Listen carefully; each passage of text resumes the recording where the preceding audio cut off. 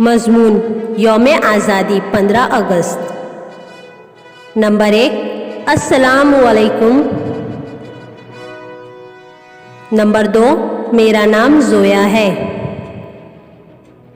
Number 3, आज 15 अगस्त है।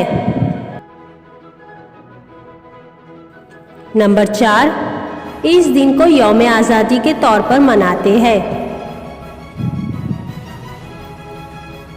Number 5, सन 1947 में हिंदुस्तान अंग्रेज़ों की गुलामी से आज़ाद हुआ था। नंबर 6, इस दिन हम हिंदुस्तानी परचम लहराते हैं। नंबर 7, इस दिन हम राष्ट्रगीत गाते हैं। नंबर 8, यौम आज़ादी हमारा कौमी त्यौहार है।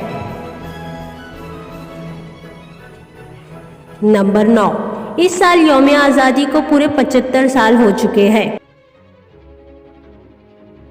नंबर 10, मुझे फ़ख्र है इस बात पर कि मैं हिंदुस्तानी हूँ। Please like, share and subscribe to my channel.